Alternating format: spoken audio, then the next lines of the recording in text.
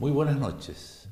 Estamos en temporada de conflictos, de situaciones anómalas, de condiciones poco comunes en la democracia de nuestro país y, por supuesto, de nuestra región.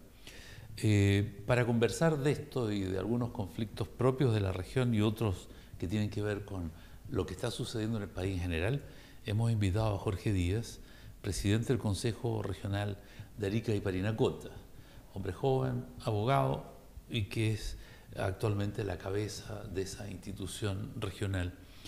Vamos a ver si lo ponemos en aprieto un rato para ver qué nos contesta. Bienvenido, Jorge, a Morrovisión. Muchas gracias. Siempre es un agrado estar en Morrovisión.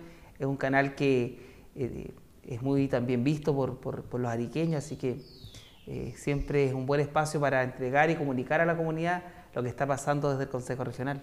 Bien, te agradezco los piropos, pero vamos al hueso. Oye, el paro de los microbuseros tiene como un encabezado. El malo de la película se llama Jorge Díaz, presidente del CORE. Oiga, sí, pues, me pusieron ese encabezado ahí en la declaración pública. En realidad no solo a mí que presido el Consejo Regional, sino que a todos los consejeros regionales, porque ellos estamos nosotros en análisis y estudio de una iniciativa que ellos propusieron, que en realidad propone el gobierno regional, denominada chatarización. ¿Qué implica esta iniciativa? Que a través de los fondos espejos del Transantiago que se entregan a las regiones, en la región se tenga que destinar a mejorar el transporte público de pasajeros. En la región durante años ese fondo se ha destinado a la renovación de los vehículos del transporte de locomoción pública. Perdón, una pregunta. ¿Cada cuánto tiempo es necesario renovar esos vehículos? Porque no puede ser todos los años, digo yo. Claro, lo que pasa es que en realidad los vehículos tienen una vida útil, sí, pero como no toda la flota se renovó en un mismo periodo, okay, van por partes, no por segmentos. Entonces hay algunos vehículos que van calificando año a año, y por eso que se destinan recursos anualmente para que eso suceda. Ok, bien. Y en realidad esta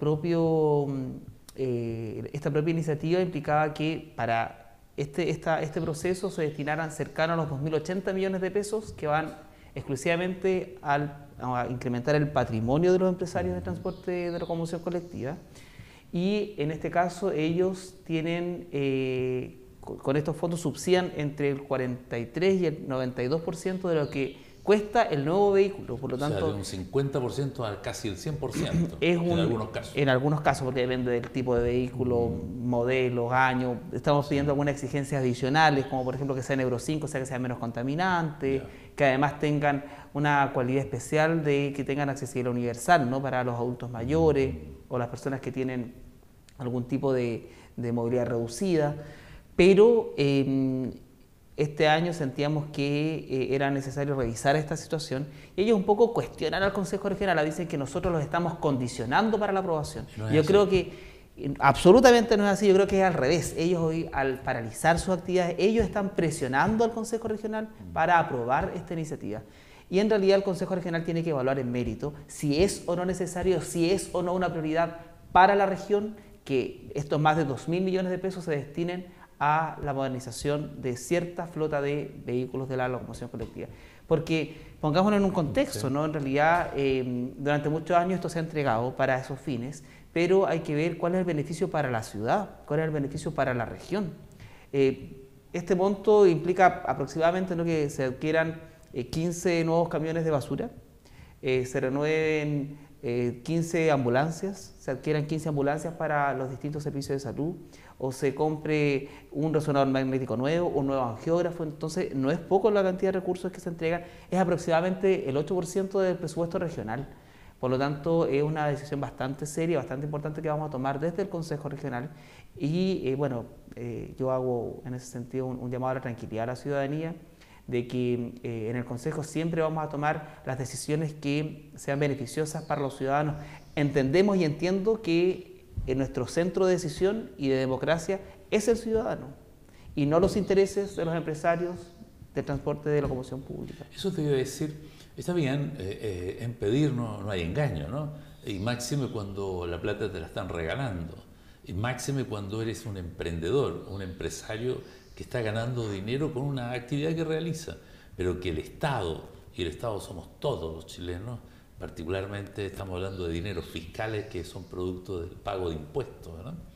Y eso sea un beneficio exclusivo para un tipo de actividad privada, y más encima se enojen porque le están poniendo algunas condiciones o exigencias, como entiendo, unos pequeños descuentos en el pasaje de los adultos mayores, un beneficio mínimo comparado con el volumen de dinero que reciben, ¿no? Yo quiero hacer una apreciación. En realidad eso no es ninguna condición. Nosotros solamente, como estas iniciativas se evalúan en mérito, ¿no? Y cada uno, consciente de la decisión que tiene que tomar, realiza su propio análisis y vota una iniciativa. Nosotros de igual manera analizamos la voluntad que tienen los consejeros, los propios empresarios de transporte público para entregar una tarifa rebajada a los adultos mayores. Pero eso en realidad no tiene nada que ver con la decisión que toma el Consejo Regional, porque no es una condición. No es que si lo otorgan o no lo otorgan se va a entregar o no se va a entregar estos recursos. Lo entiendo así, solo que es una acción de buena voluntad de parte de ellos. Oye, ¿no? Pero por un supuesto, mínimo, o sea, una mínima de vuelta de mano, ¿no? Y tampoco es para todos los adultos mayores. Claro. Entendamos que es un segmento súper restringido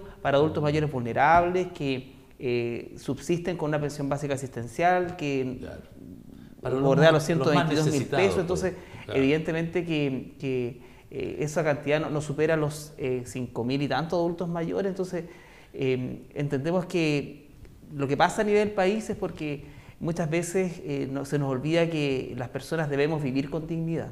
claro. Y esa dignidad para los adultos mayores que han entregado todo para el desarrollo de la sociedad, hoy están en una etapa de su vida que enfrentan altos gastos y pensiones que son muy bajas, casi miserables, y que en definitiva tienen que subsistir con esto. Entonces, evidentemente que este aporte que puede hacer el gremio de locomoción colectiva, los privados a los adultos mayores vulnerables de la región, por supuesto que es muy bien visto. Muy bien visto. Y agradecidos seguramente, además van a estar estos 5.000 adultos mayores, que pongámoslo también en contexto, los 5.000 adultos mayores que estarían beneficiados con esta pequeña rebaja, miserable rebaja, no se suben todos los días los 5.000. Ni a cada rato, ¿verdad? no haría pasear. Sí. Entonces es como poco comprensible, ¿verdad? Le resulta a uno ese egoísmo cuando está recibiendo un beneficio que no sé por qué estaríamos nosotros obligados a pagarle a un empresario la compra de una micro, ¿no? De un autobús. Efectivamente, cuando el Estado tomó esta decisión, porque en la década del 70 existía un transporte público estatal, en las calles un transporte privado. Bajo el principio de subsidiariedad del Estado, consagrado constitucionalmente, el Estado retira su locomoción estatal y cede las calles a los privados. Ajá. En el año 82 aproximadamente se dicta un decreto que otorga un descuento a los estudiantes. Gratuitamente tenían que trasladarse los estudiantes de enseñanza básica, un 30% pagaba los de enseñanza media y un 40% de la tarifa única a los estudiantes de enseñanza universitaria. Entendiendo que el objetivo de aquel entonces del Estado era mejorar los índices de alfabetización de nuestra población. Claro. O sea, hace casi 40 años atrás no teníamos los índices de alfabetismo que tenemos hoy. Pero quizás hoy la mirada es distinta. Las personas que en esa década tenían 25 o 30 años hoy tienen 70, 60 años. Son adultos mayores que además fueron víctimas de este nuevo proceso de la administradora de fondos de pensiones. Así y sus pensiones disminuyen notoriamente. La gran preocupación es cómo van a vivir cuando llegue el momento de jubilarse, y evidentemente que este es un aporte importante que puede hacer el transporte privado de los empresarios de Arica para sus adultos mayores. No es algo tan extraño, no es algo tan difícil de lograr, ¿no? No, además que es un mínimo aporte, un escaso aporte del sector privado que se está beneficiando, como tú bien decías, hasta casi un 90 y algo % del valor del vehículo. Entonces, es un regalo del viejito pascuero que reciben todos los años y yo no sé si lo merecen realmente o no. En comparación con esta realidad de ese egoísmo tan terrible, me parece que uno tiene derecho a decir que no merecen que uno ponga dinero fiscal en manos de ellos. Hay prioridades para la región. Sí, en la salud, por ejemplo, ¿no? Tú mencionaste 2 tipos de aparatos indispensables incluso para ellos mismos, ¿no? Que tengan que ir por una emergencia de salud al hospital y no haya un angiógrafo, por ejemplo. Y si no financiamos esta renovación de los autobuses, podríamos tener otro elemento técnico que dé garantías de el diagnóstico y el tratamiento, ¿verdad? Por supuesto, y salvar vidas. Entonces, que lo piensen un poquito, ¿no? Que sean solidarios. Porque además nosotros somos una comunidad que no sobrepasa los 230.000, 235.000 personas. Podemos vivir en armonía, ayudándonos todos. Con solidaridad social, que es lo que claro, uno espera, ¿no? Ojalá lo entiendan, ¿no? que asuman. Oye, otro tema importante es el PETCE. ¿Hay continuidad o no? Hasta el momento no se ha pronunciado el gobierno respecto a la continuidad del PETCE y hay situaciones que evidentemente preocupan. Hace unos días atrás salió una noticia en la prensa vinculada a que se había ejecutado el 82% del PETCE. Claro, y hay que tener cuidado con lo que se lee, con lo que se escribe, porque cuando uno toma la foto, depende del ángulo que la tome, resulta lo bonito o fea que se ve, ¿no? Y en este caso, en el caso del PETCE, ese 82% corresponde solo a las iniciativas que estaban en ejecución durante este año, no a todo el programa PETCE. O sea, hay muchas iniciativas del PETCE que no están ejecutadas, que recién se están implementando en una etapa de diseño, que esto no se va a prorrogar de acuerdo a lo que se ha indicado por parte del gobierno. Y evidentemente que hay situaciones que nos preocupan. Por ejemplo, ¿no? Cuando nosotros vemos hoy las calles de la ciudad están mucho mejor que antes. Sí. La conservación de vías está como mejor. Y es porque se han destinado una gran cantidad de recursos del PETCE durante varios años para que eso suceda. En la sexta etapa de conservación de vías aproximadamente son 6.000 millones de pesos los que se entregaron para que las vías tengan mejor calidad. Pero ese pozo de dinero viene del PETCE, no viene de fondos regionales, tampoco viene de fondos del ministerio. Por lo tanto, ¿qué va a pasar cuando el PETCE no exista? Si actualmente el presupuesto regional tiene 0 pesos para eso, y el ministerio ha destinado 0 pesos para eso, para nuestra región. Entonces, ¿qué va a pasar? ¿Qué va a pasar ahí? Y es ahí donde hay que poner, creo yo, el acento y preocuparse, si es que ya no se va a renovar el PETCE, que en definitiva se tomen las cartas en el asunto para que Arica no vuelva a tener las calles desastrosas que tenía hace 5, 6, 7 años atrás. O no le renovemos los autobuses a los propietarios de la locomoción colectiva. Algo hay que hacer. Hay que balancear la cosa, distribuir mejor los recursos, ¿no? Bueno, es una idea que se me ocurre, ¿no? Y la última pregunta, después quiero meterte un tema de análisis. La ejecución presupuestaria. ¿Cuál es tu opinión después de las informaciones oficiales que tenemos respecto al uso de esos fondos? Bueno, como región aún estamos bajos en ejecución presupuestaria. Yo confío en que desde el gobierno regional se va a cumplir la palabra de que la ejecución presupuestaria llegue al 100%, que es la expectativa que todo Arica tiene y que evidentemente desde el Consejo Regional... ¿Y qué es lo que hay que hacer? Porque si como un órgano eminentemente fiscalizador, por supuesto, lo vamos a hacer. Hay situaciones que de todas maneras preocupan, nosotros aprobamos el año pasado una iniciativa para renovar toda la red húmeda de Gendarmería de Chile, todas las instalaciones sanitarias del recinto penitenciario de Hacha. Y entendíamos que era algo muy importante en ese momento para dar dignidad a las personas que estaban privadas de libertad. Sin embargo, nos informan desde Gendarmería que de los 2.000 millones de pesos que se destinaron para ese fin, no iban a alcanzar a ejecutar 1.300 millones de pesos. Entonces la pregunta en definitiva es... porque han existido distintas situaciones de atraso, los decretos que van a tomar de razón de la Contraloría, vienen, tenían ciertos errores de glosa presupuestaria y eso implicó el retraso. Excusable o no excusable, pero en definitiva el retraso va a existir igual y estos 1.300 millones van a tener que pasar de arrastre al presupuesto del próximo año. ¿Qué significa arrastre? Que lo que se debió haber gastado este año se va a terminar gastando el próximo año y por lo tanto el próximo año no vamos a poder emprender nuevas iniciativas que nos permitan tener... otros espacios donde poder inyectar la inversión del gobierno regional y del presupuesto regional. Entonces, claro, hay situaciones que nos complican, pero vamos a buscar la mejor fórmula para que se puedan ir desarrollando las instancias que la ciudad necesita. Yo creo que nuestro foco está en las personas, está en la ciudadanía y entendemos que las personas son las que deben estar al centro de la decisión, al centro de la democracia. Bueno, hablando de democracia, entremos al tema que hoy y desde el jueves, viernes de la semana pasada ha iniciado un desarrollo que cada vez gusta menos, ¿no? Por la violencia, porque no tenemos claridad hacia dónde va, cuándo culmina y en qué condiciones culmina. ¿Qué final de la película? ¿Tenemos un final feliz al final? No lo sabemos todavía, ¿no? Está en pleno desarrollo, el film está siendo proyectado, y somos parte todos, lo querramos o no. Así estemos en la casa sentados, somos parte del problema, ¿no? Evidentemente. Entonces, tú eres un político joven que tiene, digamos, o no tienes traumas de las historias antiguas del país, ¿verdad? Por lo menos directamente no, lo más probable. Y lo que está ocurriendo ahora es novedad incluso para los militares, para muchos de los militares que están en la calle. Los infantes. Claro, los infantes. Uno los veía en las calles. Y los jóvenes que tienen 30, 35 años, tampoco vivieron eso. Entonces, hoy día tenemos cosas paradójicas, que los jóvenes se acercan a los militares, conversan con ellos, con los graban, les dicen cualquier cosa, y los militares están con un fusil de ametralladora que podrían reaccionar como militares, ¿verdad? Y también se produce... El ciudadano sentirse además intimidado, ¿no? Claro. Entonces hay una cosa, hay una pérdida de temor y otra de vivir la experiencia novedosa de esta realidad entre pares en el tema etario, en el grupo etario. Pero finalmente el Estado debe resolver su situación.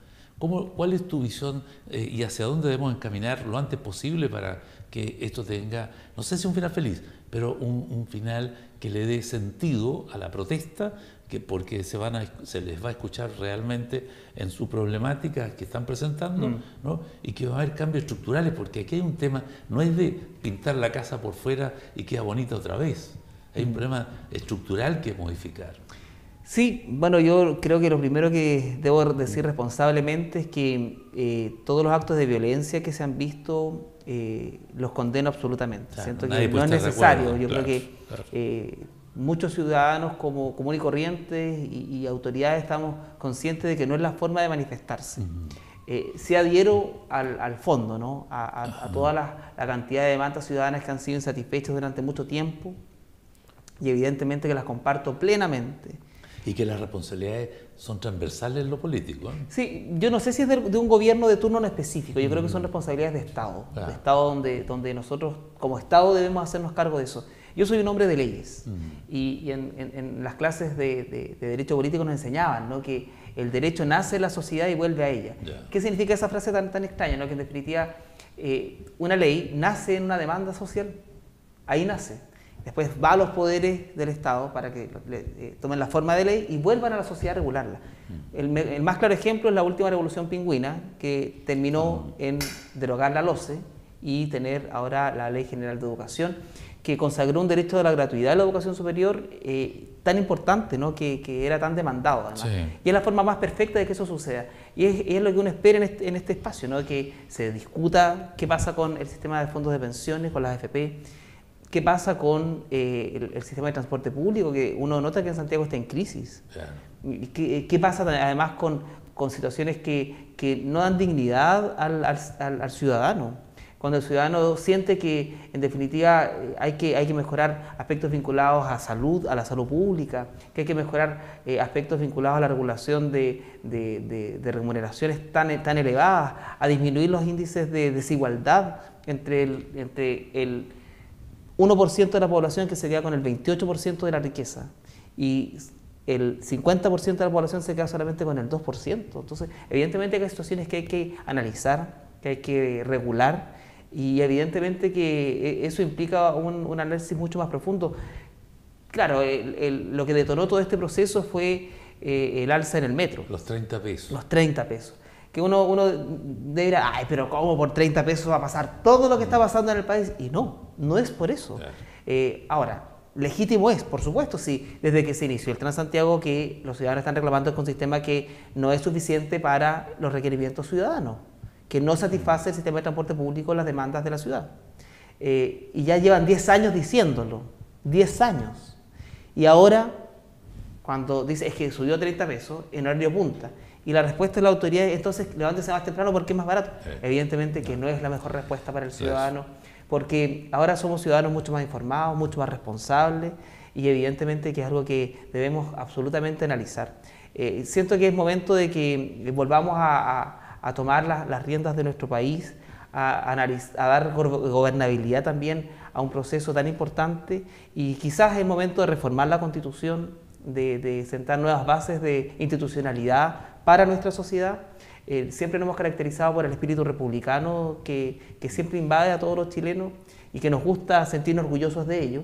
Y quizás es momento de eso, ¿no? De volver a revisar nuestras bases institucionales y de iniciar una nueva etapa en nuestro país. Creo que las condiciones se están dando, ¿no? En definitiva, el Estado está escuchando, no hablo del gobierno, sino que también del Parlamento y de otras institucionalidades. La ciudadanía lo está demandando, lo está requiriendo, lo ha manifestado y es momento en que nos sentemos seriamente a analizar lo que nos debe preocupar y lo que debe ser prioridad para todos. Bien, Jorge, me quedo con tu exposición. No voy a opinar sobre ella, pero me parece que estás muy bien encaminado. Estás representando el sentir digamos, de la población en general, de la mayoría. Hoy día el senador Durana, por ejemplo, publica un artículo de opinión en La Estrella donde manifiesta precisamente este tipo de inquietudes. ¿No? Y uno diría, él no debiese estar en esa parada, ¿no? Pero el presidente de Renovación Nacional también está en ese mismo sentido apuntando, o sea, alguien tiene que escuchar. Alguien tiene que escuchar. ¿Verdad? Y resolver esto. Por supuesto. Porque es un problema que afecta a toda la población del país y yo creo que necesitamos ser una sociedad más solidaria y con mayor equidad e inclusión. Son términos que suenan bien bonitos, pero que en la práctica son muy necesarios. Muy necesarios, es verdad. Bueno, te agradezco que hayas venido. Muchas gracias. Muy buena conversación la tuya, ¿no? Muchas gracias. Bien, vamos a unos comerciales y luego más noticias en Notivisión.